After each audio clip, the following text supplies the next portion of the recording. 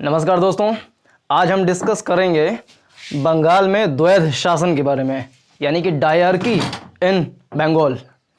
Dyarchy क्या होती है, इससे क्या फ़ायदा हुआ, क्या नुकसान हुआ, क्या प्रभाव पड़ा, इसके बारे में डिटेल में चर्चा करेंगे।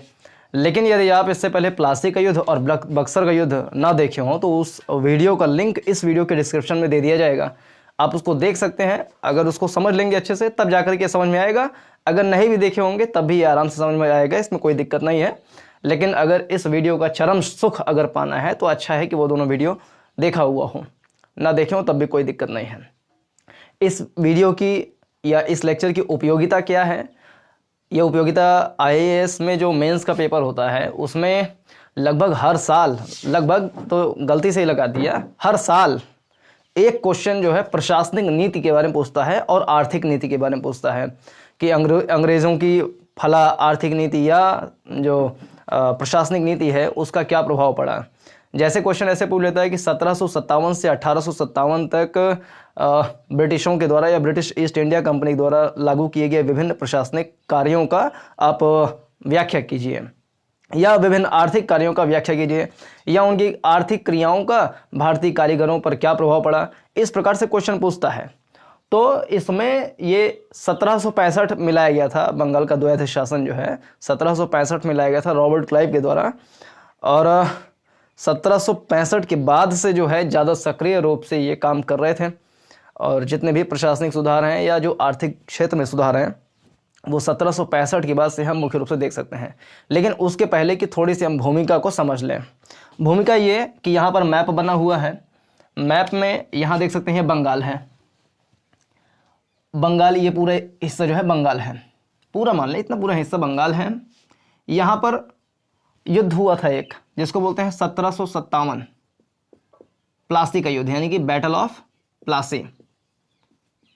बैटल ऑफ प्लासी हुआ था। बैटल ऑफ प्लासी जानते हैं, जिसमें सिराजुद्दौला और जो ब्रिटिश ईस्ट इंडिया कंपनी थी उसके बीच में प्लासी का युद्ध हुआ था, जिसमें सिराजुद्दौला की हार हुई थी, क्योंकि जो रॉबर्ट क्लाइव है, रॉबर्ट क्लाइव जो उसकी पूरी सेना थी, कर्नल यानी कि जो उसकी भूमि वाली जो सेना होती है थल सेना, और एडमिरल वॉटसन की जो नौसेना थी वो मिल करके, और सिराजुद्दौला के दरबार में भी बहुत सारे लोग मिल करके उनका मतलब एक तरीके से हम कहें कि धोखा दिए अपने सिराजुद्दौला को, अपने नवाब को, और वो ब्रिटिशों की तरफ से मिल करके सिराजुद्दौला को हरा दिए। और प्लासी के मैदान में, जो कि मुर्शिदाबाद से 20-22 मील दूर है, एक मील में ध्यान रखना है कि 1.6 किलोमीटर होता है, यानी कि 1600 मीटर होता है एक मील में। एक तो एक मील होता है, एक समुद्री मील होता है, दो टर्म होते हैं। तो एक मील में 1600 मीटर होता है और एक समुद्री मील में 1800 मीटर होता है। समुद्री मील समुद्रों में मापते हैं, जैसे कि मान लीजिए कि मद्रास से कितनी समुद्री मील दूरी पर हमारा अंडमान और निकोबार द्वीप समूह है, तो इस तरीके से समुद्री मील हम मापते हैं, जो कि समुद्रों में या जल में होता है, जलमंडल में होता है, और मील जो होता है वो स्थल मंडल में होता है। खैर, मुर्शिदाबाद जो है वो राजधानी हुआ करती थी बंगाल की। तो वहीं मुर्शिदाबाद से 20-22 मील दूर प्लासी का मैदान में युद्ध हुआ था। सिराजुद्दौला की हार हुई थी। सिराजुद्दौला के 29 लोग मारे गए थे, 500 लोग मारे गए थे, जबकि अंग्रेज़ों के खाली 29 लोग मारे गए थे। ये सिर्फ इसलिए क्योंकि बहुत सारे, जैसे मीर जाफ़र है, वो जाकर के अंग्रेज़ों की तरफ से मिल गया था, तो उसके हिस्से में बहुत सारे उनके सेनाओं का प्रतिनिधित्व था, तो वो सेना अपनी लेकर के उतरा ही नहीं मैदान में, पहले से ही मिल चुका था, इसलिए उसके बहुत ही बुरी तरीके से हार हुए थे। तो जब 1757 वाला ये वाला युद्ध हुआ था, सिराजुद्दौला इसमें ख़त्म हो गए थे, समाप्त हो गए थे। तो और सिराजुद्दौला को मारा कौन था? वही मीर जाफ़र जो है, जो कि सिराजुद्दौला का मीर बख्शी के पद पर था, सेनापति था, उसी का बेटा था मीरन। मीरन ने सिराजुद्दौला को मार करके उसकी काम तमाम कर दिए। उसके बाद आ गए थे मीर जाफ़र, यानी मीर जाफ़र बन गए वहाँ के नवाब। कहाँ के नवाब? बंगाल के नवाब बन गए थे। किसने बनाया? अंग्रेज़ों ने ही बनाया था। मीर जाफ़र को नवाब बना दिया। तो ये 1757 से लेकर के 1700 कह लें कि 60 तक ये नवाब बने रहे, 3 साल तक नवाब बने रहे। और इस बीच ये कुछ धन वन भी दिए अंग्रेज़ों को, जैसे कि चटगांव यहीं पड़ता है, या 24 परगना बोलते हैं, माफ़ कीजिएगा, 24 परगना की इन्होंने दीवानी दे दी थी। यानी कि अंग्रेज़ों ने इनको बना दिया, नवाब बनाने में मदद की, तो इन्होंने क्या किया, बदले में 24 परगना की दीवानी दे दी थी कि आप वहाँ से राजस्व वसूल कीजिए। अभी राजस्व वसूल क्या होता है सब डिटेल में अच्छे से पढ़ेंगे, लेकिन इतना भी बेसिक समझें कि 24 परगना की दीवानी दे दिए थे। मतलब ये कि अब राजनीतिक रूप से अंग्रेज़ों का हस्तक्षेप जो है वो बढ़ रहा था, यानी राजस्व, प्रशासनिक या कहें कि आर्थिक क्षेत्र में उनका जो कहने की जो प्रभुता है, जो प्रभुत्व होता है, संप्रभुता होती है, सॉवरेनिटी, वो किसी न किसी क्षेत्र पर बनने लगी। जैसे कि एग्जाम्पल में 24 परगना में बन गई, इनकी संप्रभुता बन गई, वहाँ पे कुछ भी काम करें दीवानी उनको दे दिया गया। इसके अलावा कलकत्ता ये पहले ही जीत चुके थे, कलकत्ता अंग्रेज़ों के कब्जे में ही था और कलकत्ते की किलेबंदी अंग्रेज कर रहे थे। इसी का विरोध कर रहा था सिराजुद्दौला कि भैया हमारी ज़मीन पर आकर के तुम किलेबंदी कर रहे हो तो किला तो नहीं बनाने देंगे, व्यापारिक कंपनी हो, व्यापार करो, किलेबंदी नहीं करने देंगे। और सिराजुद्दौला ने मना किया, अंग्रेज़ों को भी मना किया, फ्रांसीसियों को भी मना किया, किलेबंदी नहीं करना है। फ्रांसीसियों का जो क्षेत्र है वो चंद्रनगर में था, यहाँ पर फ्रांसीसी लोग रहते थे। फ्रांसीसी लोग मान गए, कोई दिक्कत नहीं, नहीं करेंगे चलो। लेकिन ये अंग्रेज जो है माने नहीं, कलकत्ता में किलेबंदी करने लगे, क्योंकि इनको डर था कि कहीं फ्रांस उनके ऊपर आक्रमण ना कर दे, क्योंकि दक्षिण भारत में अर्काट उर्काट का युद्ध, कर्नाटक का युद्ध ये सब हुआ था, तो उनको डर था कि हमारे ऊपर वो आक्रमण ना कर दे, इसलिए वो किलेबंदी कर रहे थे। और किलेबंदी करने से नवाब की संप्रभुता पर खतरा बन रहा था, तो किलेबंदी तोड़वाने की कोशिश किया और 20 जून 1757 को कासिम बाजार पर हमला करके उसके फैक्ट्री में ताला लगा दिया, अंग्रेज फैक्ट्री में। उसके बाद 23 जून 1757 को प्लासी वाला बैटल हुआ था, जिसमें उसकी हार हो गई थी। तो 24 परगना की दीवानी उनको मिल गई थी इस युद्ध के बाद। 1760 तक मीर जाफ़र रहे थे, मीर जाफ़र से खूब पैसा उनके जेब में डाल डाल कर निकालते रहे। जब इसको लगा कि नहीं ये तो काम नहीं चल पाएगा, राजस्व हमारा खाली हो रहा है, तो अंग्रेज नाराज़ होने लगे कि भाई पैसा तो दे ही नहीं रहे हो, राजस्व चाहिए, मेन उनका पैसा चाहिए था लाभ कमाने के लिए। तो मीर जाफ़र को 1760 में हटा दिए, कहे कि एक काम करो, तुम्हारा दामाद है जिसका नाम है मीर कासिम, मीर कासिम को बैठा दो यहाँ की गद्दी पर, तुम रिटायर हो जाओगे। तो 1760 में जो है आ गया उसका दामाद, मीर जाफ़र का दामाद आ गया मीर कासिम, मीर कासिम आ गया, नवाब बन गया। और जब ये नवाब बना तो इसने भी कुछ ना कुछ क्षेत्र जो है अंग्रेज़ों को दिया, जैसे कि उसमें से एक क्षेत्र दिया चटगांव, ये सब प्रश्न पूछ सकता है परीक्षाओं में। चटगांव दिया और मिदनापुर दिया, चटगांव, मिदनापुर, ऐसे करके एक आध क्षेत्र और दिया, 3 क्षेत्र दिए थे, चटगांव, मिदनापुर, एक क्षेत्र और था, 3 क्षेत्र दिए थे। तो वहाँ पर भी उनकी दीवानी जो है बन गई, यानी वहाँ से भी वो राजस्व वसूलने लगे और कुछ पैसे भी दिए थे।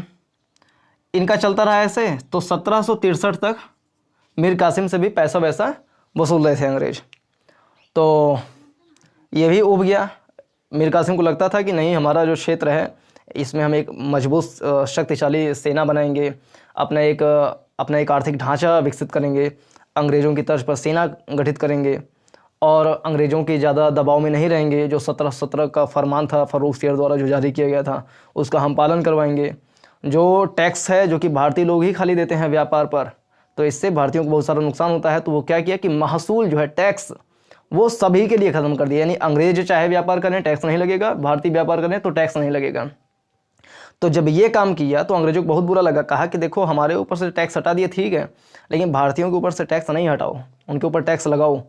और किसी के ऊपर टैक्स लगा देने, उसके जो गुड्स हैं या सर्विसेज हैं उस पर टैक्स लगा देने से उसके कीमत बढ़ जाती है। एग्जाम्पल के रूप में वर्तमान में क्या हो रहा है कि आत्मनिर्भर भारत अभियान की बात चल रही है, तो उसमें चाइना से आने वाले जो माल है, जैसे 2021-22 के बजट में भी प्रावधान किया गया है कि जो माल चाइना से आएंगे भारत में, कुछ माल जैसे इलेक्ट्रॉनिक वाले जो माल हैं, जैसे ये जो गीज़र हो गए या इस टाइप के जो इलेक्ट्रॉनिक वाले गुड्स होते हैं, वो अगर चाइना से भारत में आएंगे तो एक्साइज ड्यूटी उसकी बढ़ा दी जाएगी। यानी कि अगर चाइना से वो माल 80 रुपये में बॉर्डर पर आ रहा था, क्रॉस करके 80 रुपये में भारत में आता, तो उस पर एक्साइज ड्यूटी बढ़ा करके मान लीजिए एग्जाम्पल में 100 रुपये कर दिए।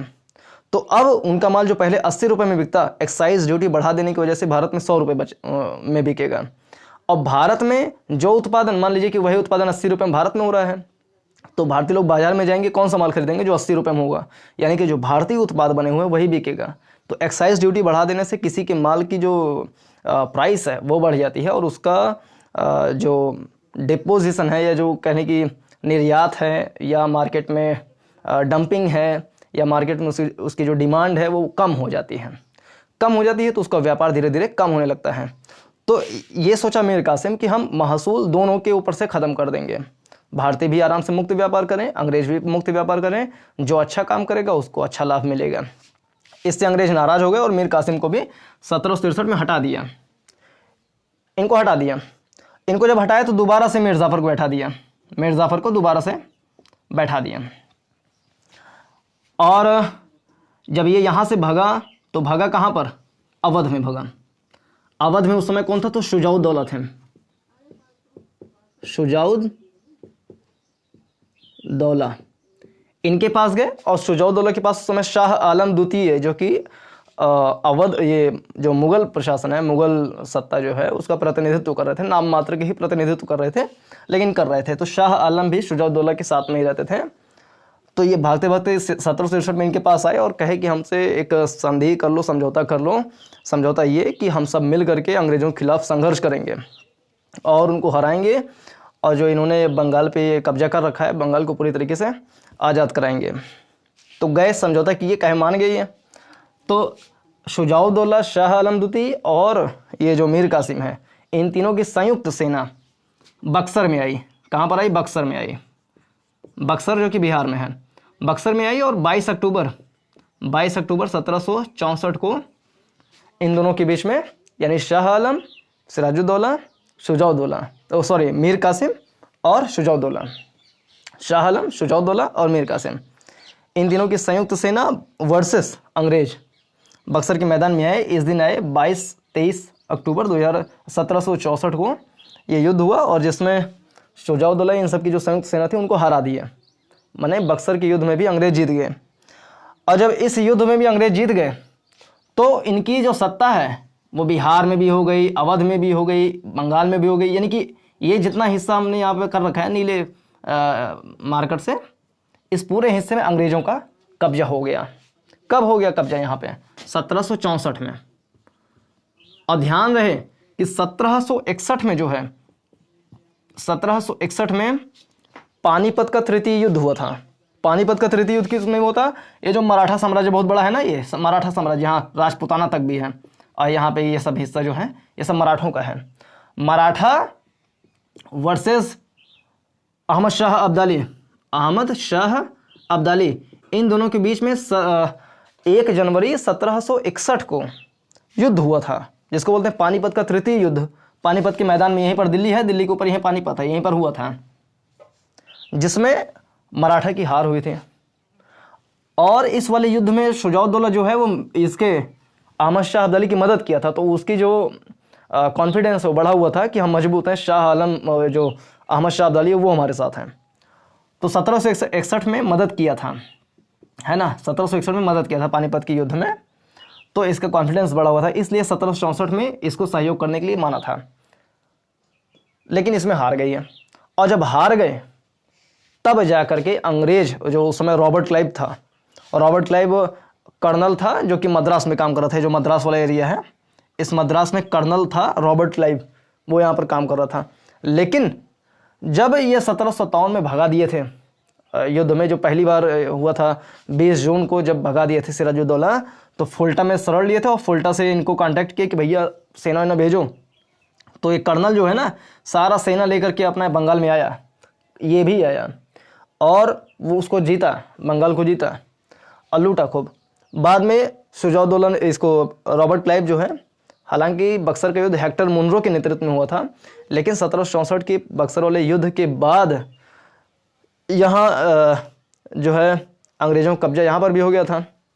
तो इसके बाद एक संधि लाई गई, इसको बोलते हैं इलाहाबाद की संधि, यहाँ लिखा हुआ है ये, इलाहाबाद की संधि लाई गई। इलाहाबाद की संधि कब लाई गई? तो 1765 में इलाहाबाद की संधि लाई गई। और रॉबर्ट क्लाइव ने ये संधि की थी 2 लोगों से। एक संधि थी 12 अगस्त 1765 को, एक संधि थी 16 अगस्त 1765 को। तो 2 संधियां हुई थी। जो 12 अगस्त 1765 वाली संधि थी, ये शाह आलम द्वितीय के साथ हुई थी। और उस संधि की 1-2 बातें ध्यान रखना है। पहली बात तो ये ध्यान रखना है कि जो कड़ा और जो इलाहाबाद, ALD, कड़ा और इलाहाबाद वाला हिस्सा है, वो शुजाउद्दौला से जीत करके शाह आलम द्वितीय को दे दिए कि जाओ मजा करो, दे दिए। और दूसरा 26 लाख रुपए दिए। शाह आलम द्वितीय को अंग्रेजों ने 26 लाख रुपए दिया और इलाहाबाद के किले में इसको रख दिया। शाह आलम द्वितीय को जाओ इलाहाबाद के किले में आराम से रहो, कड़ा तुम्हारा है, इलाहाबाद तुम्हारा है, मजा करो खूब।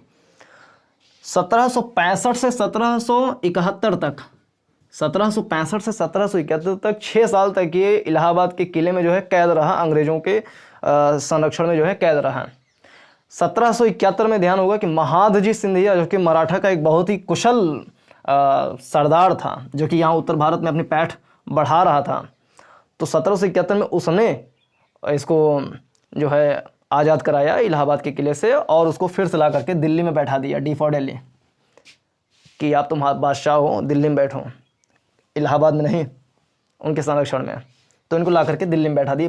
खैर इससे ज़्यादा मतलब नहीं है, लेकिन एक फैक्ट के रूप में ध्यान रखेंगे 1771 में इलाहाबाद में जो शाह आलम द्वितीय था इसको उठा करके दिल्ली में बैठा दिया गया, यानी कि अंग्रेजों के संरक्षण से मुक्त हो गया था।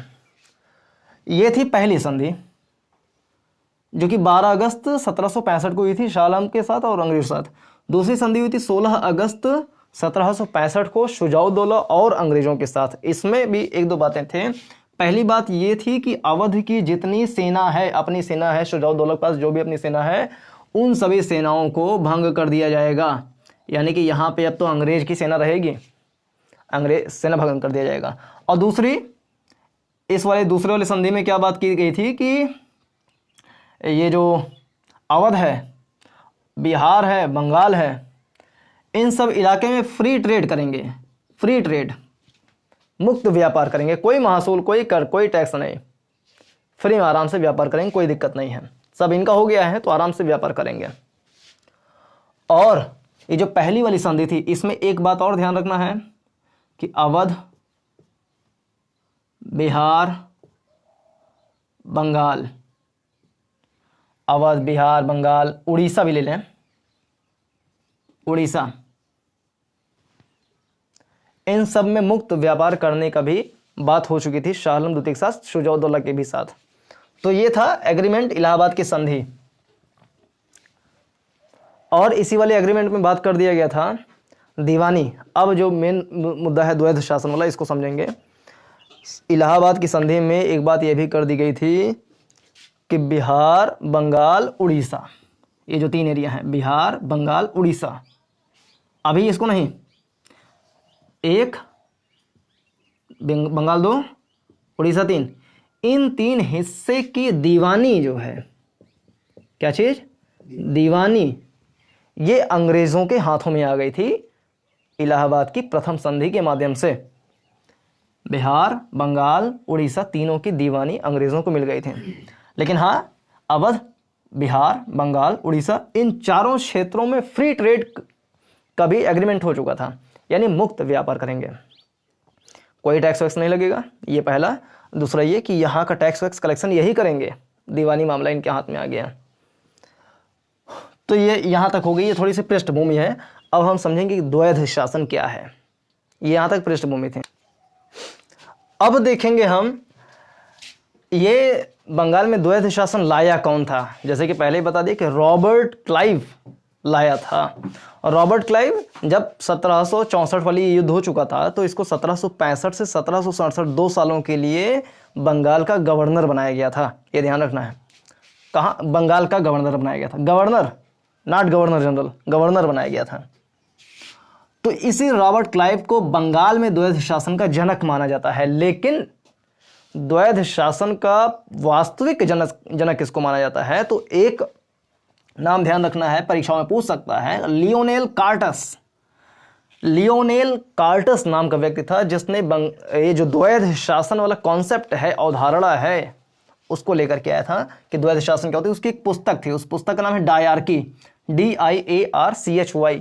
इस डायरकी वाले पुस्तक में उसने द्वैध शासन प्रणाली के बारे में लिखा था और शायद उसी से प्रेरणा लेकर के रॉबर्ट क्लाइव ने द्वैध शासन प्रणाली को बंगाल में लागू करवाया था। तो अगर प्रश्न ये पूछे कि बंगाल में द्वैध शासन का जनक किसको कहा जाता है, तो रॉबर्ट क्लाइव।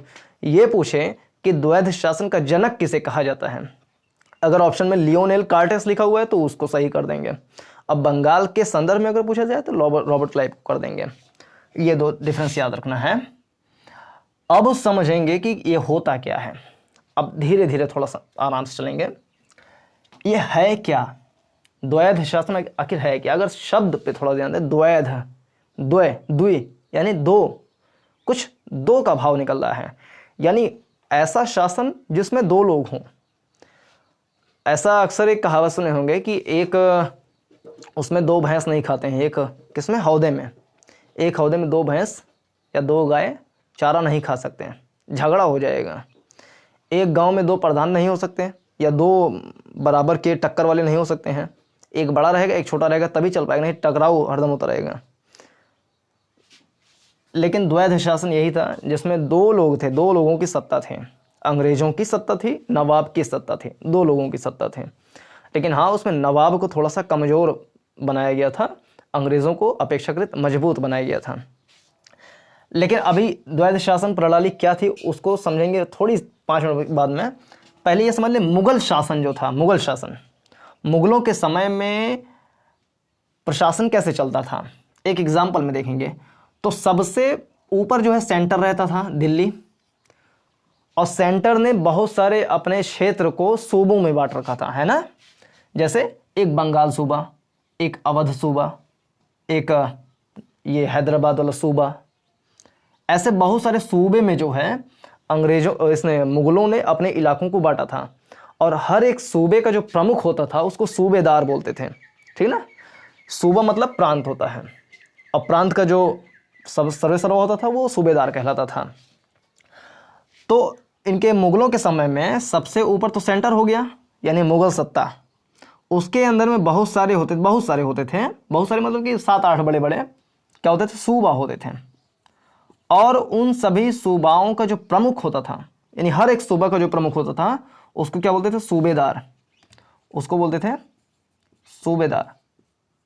जैसे आज का गवर्नर होता है भारत में, हर प्रांत में गवर्नर होता है ना, राज्यपाल, वैसे सूबेदार हुआ करता था। सूबेदार और एक दीवानी हुआ करता था। तो सूबेदार तो हो गया पूरे सूबे का प्रमुख, पूरे प्रांत का प्रमुख, सबसे ऊपर वो हो गया सूबेदार। और कहीं कहीं उसी सूबेदार को नवाब बोल देते थे, है ना। यानी कि जब कभी कोई भी प्रांत का जो सूबेदार है वो अपने आप को केंद्रीय सत्ता से अलग मान लेता था, नजराने नहीं भेजता था, संप्रभुता हासिल कर लेता था, वो सेंट्रल गवर्नमेंट से पूरी तरीके से अलग हो गया, कट गया, हाँ, तो वो अपने आप को नवाब घोषित कर देता था, तब वो सूबेदार नहीं है। एग्जाम्पल के रूप में बंगाल का एग्जाम्पल लें। अच्छा सर, क्या मुख्यमंत्री, तो अब हम देखेंगे ये बंगाल में कैसी व्यवस्था थी। एग्जाम्पल हम ले रहे हैं खाली। जैसे बंगाल क्या था कि अंग्रेजों मुगलों के अधीन था। बंगाल में सन 1700 में एक व्यक्ति को भेजा दीवान के पद पर, दीवान के पद पर, जिसका नाम था मुर्शिद कुली खां। ये 1700 से 1717 तक जो है दीवान रहा, बढ़िया से काम किया। उसके बाद इनके काम से प्रसन्न होकर के शायद मुगलों ने, यानी मुगल सत्ता ने इनको बना दिया सूबेदार। क्या बना दिया भैया? सूबेदार बना दिया। यानी अब ये दीवान नहीं है। दीवान क्या होता है? दीवान जो राजस्व वाला मामला होता है, जो रेवेन्यू वाला मामला होता है, यानी कि जो पहले जो राजा होते थे या नवाब होते थे या केंद्रीय सत्ता होते थे, उसके पास आय का केवल मतलब मोटी मोटा एक साधन था, वो था ज़मीन। यानी किसान जो उपजा रहे हैं उससे 1/3 या आधा लगान ले देते थे उनकी उपज का। तो वो होता था उनकी आय का या उनके राजस्व का एक हिस्सा हुआ करता था भूमि। तो जो लोग टैक्स का कलेक्शन करते थे भूमि के माध्यम से, उनको दीवान बोलते थे। तो 1700 में दीवान के पद पर मुर्शिद कुली खां आया। 17 साल काम किया, उसके बाद सूबेदार बना दिया। और 1727 में इसकी होगी मृत्यु, मर गया ये। यानी 10 साल तक ये सूबेदार के पद पर भी रहा। इसकी मृत्यु हो जाने के बाद तब तक यह कह लें उसके बाद भी जो उसके इसका दामाद आया और लोग आए, लास्ट में जाकर के 1756 के आसपास जो है यहाँ पर बना अलीवर्दी खां। अलीवर्दी खां बन गया यहाँ का सूबेदार, या सूबेदार बना। और 1756 में अली वर्दी खां की हो गई थी मृत्यु। इसके बाद आ गए थे इनके कह लें नाती आ गए थे, या पोता कह लें, पोता आ गया था जिसका नाम था ये अपना सिराजुद्दौला आ गया था। और 1739 में ये आया था पद पर, 1739 में, फिर से बात रिकॉल कर लें आराम से। 1700 में मुर्शिद कुली खां दीवान बना, 1717 में ये सूबेदार बना, 1727 में इसकी मृत्यु हो गई। इसके बीच में और सारे लोग आए, लेकिन 1739 में अली वर्दी खां आया। और 1739 में ये आने के तुरंत बाद जो है एक बार केंद्रीय सत्ता को नजराना भेजा।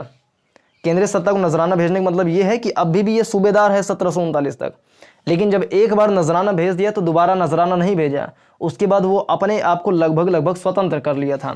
यानी अब ये सूबेदार नहीं है, अब ये सूबेदार नहीं है, अब ये अपने आप को घोषित कर दिया है नवाब, नवाब घोषित कर दिया। तो यहाँ का ही नवाब बन गया था कौन? अली वर्दी खां। और जब ये नवाब बन गया तो वहाँ का शासन प्रशासन इसके हाथ में आ गया।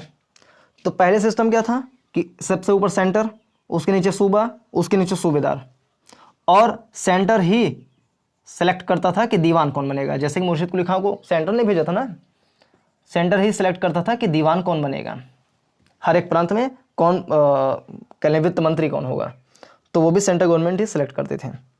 तो सूबेदार यानी गवर्नर, दीवान यानी कि वित्त मंत्री, मोटी मोटा कह लें, तो वो मुगल शासन भेज देती थी हर एक प्रांत में। लेकिन जब सूबेदार अपने आप को पूरी तरीके से अलग कर लेते थे तो ये बन जाते थे नवाब। क्या बन जाते थे? नवाब बन जाते थे। और जब नवाब बन गए तो जो सूबेदार वाला काम है वो सारा काम आ गया नवाब के हाथ में। यानी कि अब जो प्रशासनिक काम है, प्रशासनिक काम जो है वो नवाब के हाथ में आ गया, और दीवान जो है वो कौन सेलेक्ट करेगा? नवाब सेलेक्ट करेगा, क्योंकि ये अपने आप में सेंटर ये हो गया। ज़्यादा कंफ्यूज होने से बढ़िया ये है समझ लें कि प्रशासन जो है यानी कि जो पूरा ये एडमिनिस्ट्रेशन होता था, एडमिनिस्ट्रेशन को चलाने के लिए एक केंद्रीय सत्ता होती थी जिसको बोलते थे नवाब। जो नवाब स्वतंत्र हो चुके हैं, सबसे ऊपर होता था नवाब। नवाब प्रशासन वाला काम करता था और यही दीवानी वाला भी काम करता था। लेकिन दीवानी वाले काम करने के लिए ये एक दीवान को सेलेक्ट कर देता था। यानी हम ये देखें कि इसकी प्रॉपर्टी, गुण क्या क्या है, तो गुण ये है कि एक केंद्रीय सत्ता रहेगी यानी नवाब के रूप में। दूसरा गुण ये है कि नवाब के अंडर में प्रशासन रहेगा। तीसरा ये नवाब के अंडर में ही दीवानी भी रहेगा, और वो उसके हेल्प के लिए एक दीवान को रख सकता है। ये थी पहली वाली प्रणाली। लेकिन जब द्वैध शासन आ गया तो द्वैध शासन में हुआ क्या कि इस प्रणाली को लगभग वैसा ही बनाया गया, क्योंकि अंग्रेज के अंदर में ये था कि हम बहुत ज़्यादा एडमिनिस्ट्रेशन में दखल नहीं देंगे, हमको इससे ज़्यादा मतलब है नहीं, हम एक कंपनी है और कंपनी का एडमिनिस्ट्रेशन में क्या काम, उसको तो अपना लाभ कमाना है। तो जो प्रणाली थी यानी सबसे ऊपर नवाब और इसके अंडर में एडमिनिस्ट्रेशन और इसके अंडर में दीवानी यानी कि रेवेन्यू, बनाया ऐसा ही, लेकिन क्या किया, थोड़ा सा अलग कर दिया। कहा कि ये वाली लाइन जो है काट दिया। कहा कि नवाब अब संभालेंगे खाली एडमिनिस्ट्रेशन, रेवेन्यू संभालेंगे कौन? कंपनी। अलग कर दिया। पहले क्या था, नवाब के अंडर में एडमिनिस्ट्रेशन भी, नवाब के अंडर में रेवेन्यू भी, ये वाली लाइन काट दिया। अब रेवेन्यू वाला काम करेंगे कंपनी, और कंपनी को खाली क्या चाहिए? अपना लाभ चाहिए, लाभ चाहिए। लाभ के लिए उसने खाली रेवेन्यू करा, सारा एडमिनिस्ट्रेशन वैसे ही। इनके अंडर में बहुत सारे काम आ गए, जैसे नवाब के अंडर में निज़ामत वाला काम आ गया। जो एडमिनिस्ट्रेशन होता है, एडमिनिस्ट्रेशन को निज़ामत बोलते हैं, ठीक ना, एडमिनिस्ट्रेशन को निज़ामत बोलते हैं। यानी जितना प्रशासनिक काम है वो सारा का सारा नवाब के हाथ में आ गया। जैसे कि कानून व्यवस्था, लॉ एंड ऑर्डर हो गया, डेवलपमेंट हो गया, विकास, न्याय यानी कि जस्टिस, ये सारे के सारे काम आ गए नवाब के हाथ में। भैया सारा काम करो, पूरे जो अपना सूबा है, जो अपना नवाबगिरी कर रहे हो, वो सिर्फ इसी में करो। और इसके लिए अंग्रेज क्या किए, 53 लाख रुपए वार्षिक रूप से, ईयरली यानी कि एनुअल रूप से दे देते थे। 53 लाख रुपए इनको इसकी मदद के लिए दे देते थे कि आपको 53 लाख रुपए दे दिया जा रहा है, आप निजामत वाला काम करो, यानी कि पूरे अपने सूबे का कार्यभार संभालो, और ये खाली रेवेन्यू करेंगे। और केंद्रीय सत्ता का ज़्यादा दखल ना हो, क्योंकि 1765 में इलाहाबाद की संधि हुई थी, तो उसमें यह था कि 26 लाख रुपए दिया जाएगा। तो ये सालाना रूप से 26 लाख रुपए जो है केंद्रीय सत्ता को भी भेज दिया करते थे। हालांकि उसमें केंद्रीय सत्ता वत्ता नाम की कोई चीज़ थी नहीं, क्योंकि शाह आलम द्वितीय बहुत कमज़ोर राजा था, तो केंद्रीय सत्ता उसको नजराना भेजे ना भेजे क्या करेगा, उसके पास मजबूत सेना वेना कुछ नहीं है। लेकिन फिर भी अंग्रेज भेजते थे ताकि भारतीय जनता की नज़रों में दिखा सकें कि देखो हम तुम्हारे बादशाह का, तुम्हारे नवाब का सम्मान करते हैं। 53 लाख रुपए उसको दे रहे हैं निजामत काम करने के लिए, 26 लाख में दे रहे हैं राजा को, दे रहे हैं बादशाह को, जिसको नजराना अली वर्दी खान ही नहीं भेजा था, एक बार भेज दिया था, दोबारा भेजबे नहीं किया, तो देखो उसको भी 26 लाख रुपए दे रहे हैं सालाना रूप में। तो ये देते थे केंद्रीय सत्ता को भी। अब क्या हुआ कि केंद्रीय सत्ता पूरी तरीके से समाप्त हो गई। केंद्रीय सत्ता पूरी तरीके से समाप्त हो गई, मतलब कि एक्टिव रूप से जो काम करती थी वो समाप्त हो गया। अब ये खाली काम करेंगे निजामत वाला, और जो दीवानी वाला काम है वो कंपनी करेगी। यहाँ लिखा हो कंपनी करेगी। जैसे पहले नवाब दीवानी वाला काम करने के लिए किसी दीवान को सेलेक्ट करते थे, वैसे कंपनी भी दीवानी वाला काम करने के लिए 2 दीवान को सेलेक्ट किया। एक दीवान बंगाल के हिस्से में दीवानी वाला काम करेगा, जिसका नाम था मोहम्मद रज़ा खान, और ये परीक्षाओं में पूछता है, बहुत इंपॉर्टेंट ये हिस्सा है, इसको IMP कर सकते हैं। और एक दीवान को सिलेक्ट किया गया बिहार वाले क्षेत्र में दीवानी रेवेन्यू का सेटलमेंट करने के लिए, कलेक्शन करने के लिए, जिसका नाम था राजा सिताब रॉय। यानी दीवान बनाया, दीवानीगिरी वाला काम भी खुद नहीं कर रहे हैं, आगे दीवान जो रखे हैं वो भी भारतीय हैं। एक है मोहम्मद रज़ा खान जो कि बंगाल में रेवेन्यू करेगा, एक है राजा सिताब राय जो कि बिहार के क्षेत्र में रेवेन्यू कलेक्शन करेगा। और केंद्रीय सत्ता को पूरी तरीके से, लगभग पूरी तरीके से समाप्त कर दिया गया। अब निजामत वाला काम भी जो है वो कंपनी डायरेक्ट रूप से तो नहीं कर रही थी, लेकिन इनडायरेक्ट रूप से दबाव जरूर बना रही थी, क्योंकि जो वित्त वाला काम है, जो रेवेन्यू है, तो यानी 53 लाख रुपए जो है वो कंपनी ही देती इनको, तब ये निजामत कर पाते हैं, यानी कि प्रशासन चला पाते हैं। तो एक तरीके से कहें कि इनडायरेक्ट रूप से नवाब के ऊपर भी अंग्रेज़ों का ही दबदबा था। नवाब भी एक तरीके से उसके कंट्रोल में, उसके अंडर में आ गया था, कंपनी के अंडर में आ गया था। ऐसा क्यों किया गया, इसमें हम देख सकते हैं कि इसमें उत्तरदायित्व वाला जो काम है, यानी जो काम करना है, डेवलपमेंट करना है, कोई भी काम करना है, तो वो सारा काम आ गया इनके निजामत वाले हाथ में, नवाब के हाथ में। और जितने अधिकार हैं सारे अधिकार आ गए अंग्रेज़ों के हाथ में। तो ये द्वैध शासन प्रणाली में ये किया गया कि सारे के सारे उत्तरदायित्व जो है नवाब के हाथों में दे दिया गया, अधिकार कुछ नहीं दिया गया, और कंपनी को सारे के सारे अधिकार दे दिए गए, उत्तरदायित्व कुछ नहीं दिया गया। यानी अगर डेवलपमेंट नहीं हो पा रहा है तो उसका जिम्मा कौन उठाएगा, नवाब उठाएगा, अंग्रेज़ों से मतलब नहीं है।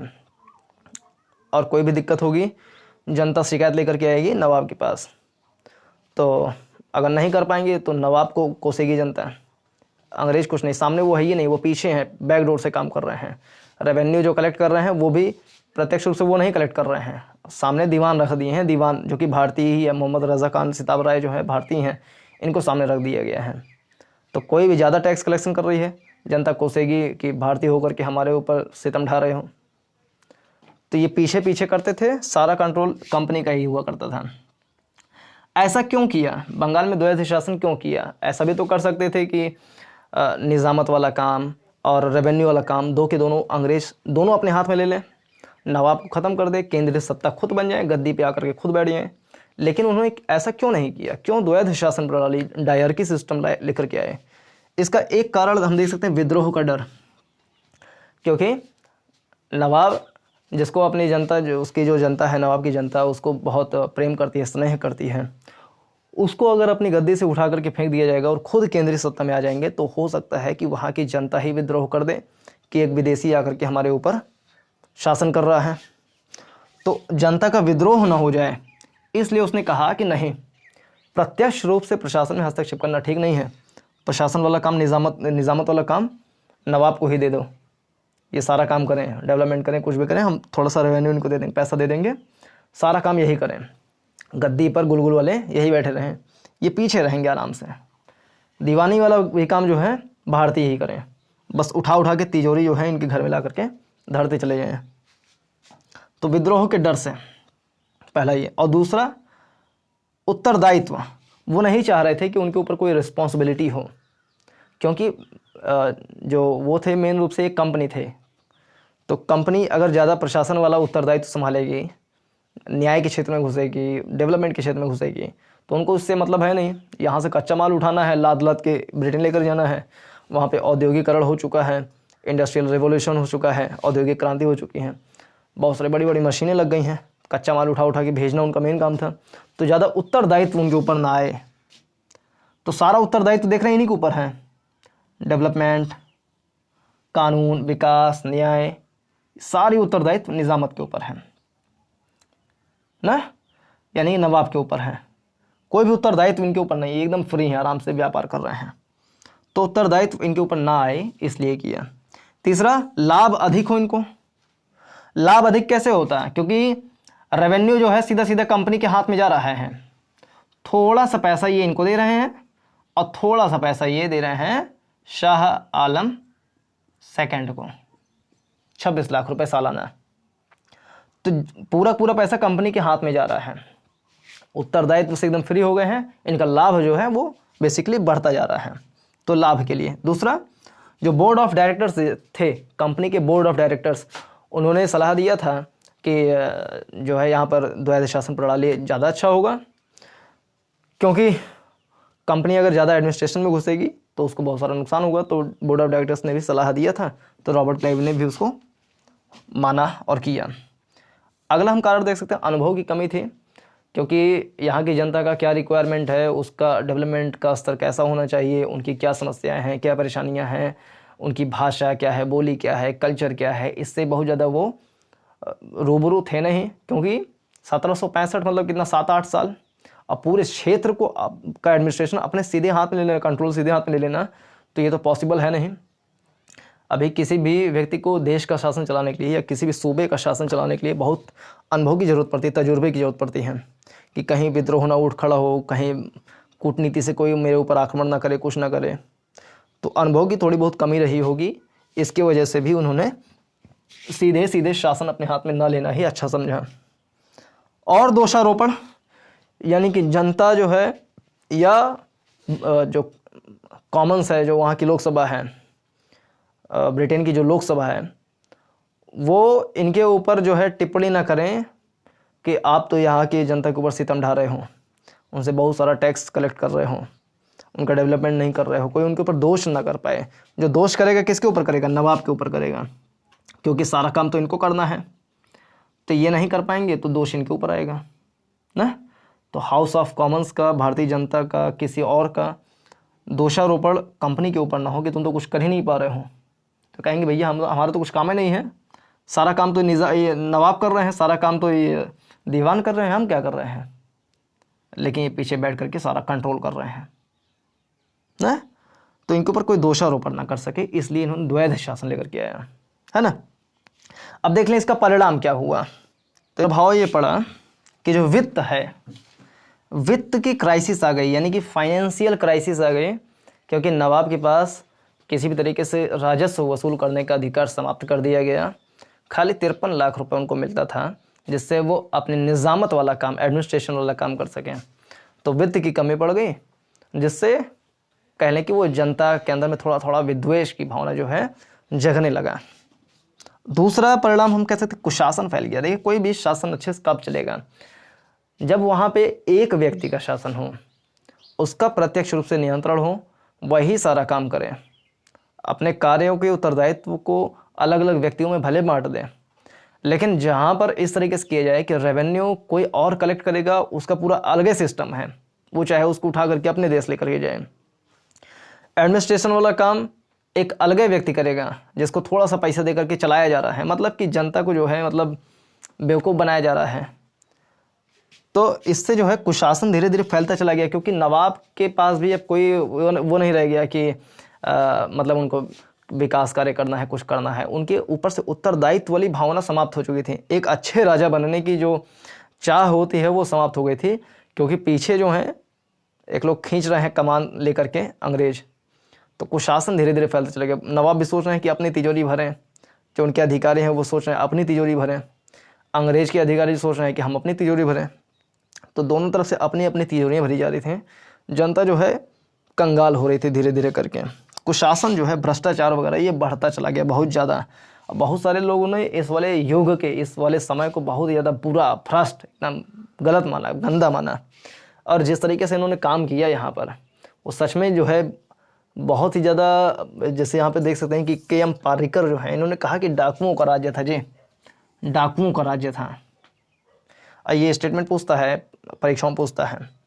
के.एम. पार्रिकर ने डाकुओं का राज्य कहा था। ये जो कर रहे थे ना द्वैध शासन, यहाँ पर पूरा ये डाकुओं का राज था। मतलब डाकू जैसे जाता नहीं, घोड़े बैठ करके सारा लूट लेता है, किसी गला काट करके, तो वही डाकुओं का राज पूरा बना रखे थे। लूटो जितना लूटना है, यानी कोई एथिक्स, कोई एडमिनिस्ट्रेशन, कोई लॉजिक, कोई कुछ नहीं, सिर्फ अपना जेब भरना।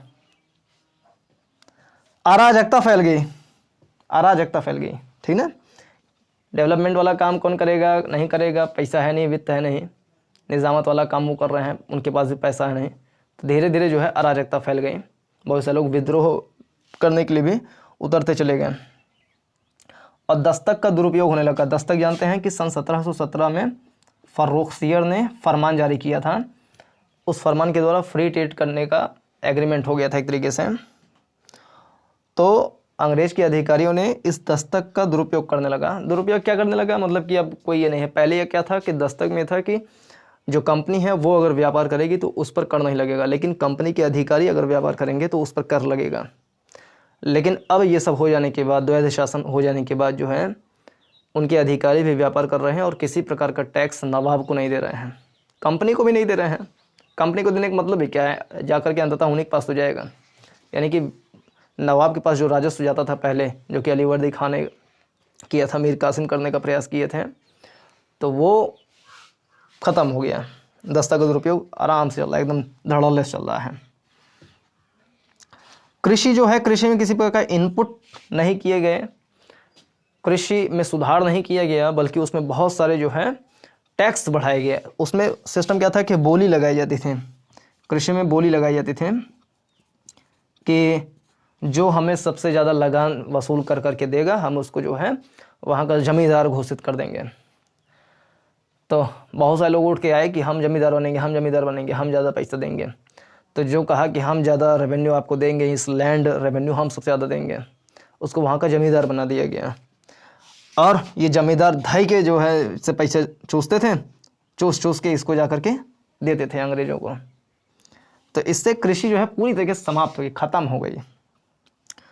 और उद्योग जो है, उद्योग भी ख़त्म हो गए, क्योंकि नवाब कोई औद्योगिक कार्य में विकास हो, इसकी जो है प्रेरणा ख़त्म हो गई। अंग्रेज़ों ने भी कोई इन्वेस्टमेंट इंडस्ट्रियल एरिया में किया नहीं, तो उद्योग भी समाप्त हो गए। श्वेत विद्रोह उस समय हुआ 1766 में। ध्यान रखना, इसका कोई बहुत ज़्यादा महत्व है नहीं, ठीक ना। अंग्रेज़ जब देखे कि उनको कुछ पैसा नहीं मिल रहा है, जो कि विशेष लाभ मिलता था उनको एक तरीके से, वो मिलना जब बंद हो गया, तो ये विद्रोह करने लगे। श्वेत मतलब गोरे लोग, गोरे लोग विद्रोह करें, क्या मतलब है, कोई मतलब नहीं है।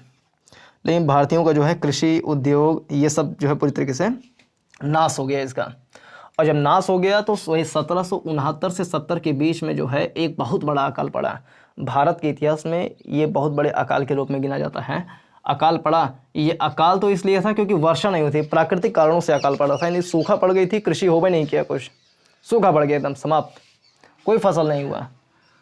और इससे 1/3 जनता जो है मर गई। मतलब कि अगर उस समय फॉर एग्जांपल अगर 1 करोड़ की जनता वहाँ पर रही होगी, तो 33 लाख की जनता जो है मर गई भूख के कारण, पैसे के कारण जो है 33 लाख की जनता या तो मर गई, या तो डेड हो गई, या तो वो पलायन कर गई।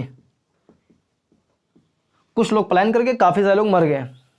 जैसे कोविड-19 के समय में जो है बहुत सारे लोग मरते चले गए शुरुआती समय में, वैसे ही जब ये अकाल पड़ा 1 साल तक, तो 33% जनता जो है उसके ऊपर बहुत भीषण जो है उसका दुष्परिणाम दिखाई दिया, और 1/3 जनता का नाश हो गया।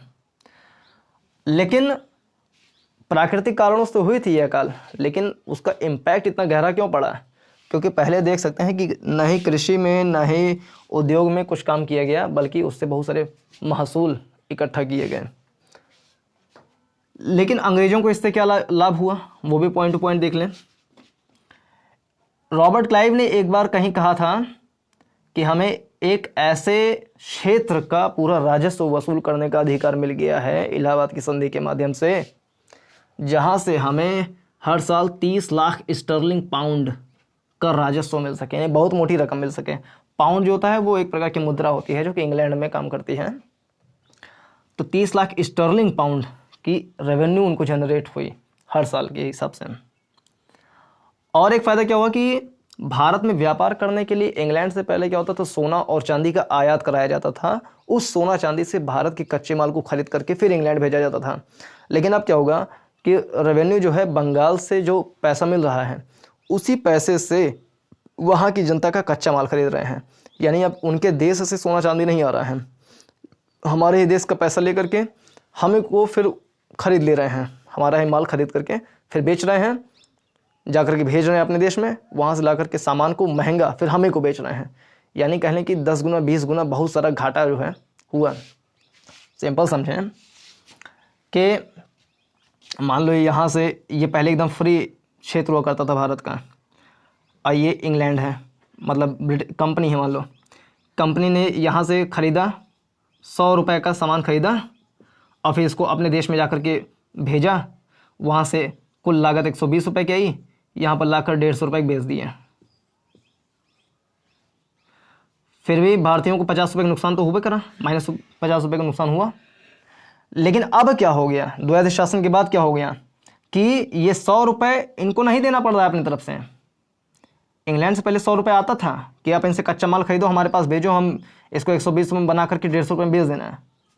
द्वैध शासन से क्या हुआ कि ये 100 रुपये भी हमारे से ले रहे हैं जी, ठीक है, हमारे से लिए 100 रुपये, फिर इसको भेज दिए यहाँ पर 120 रुपये बना करके 150 रुपये में बेच दिया।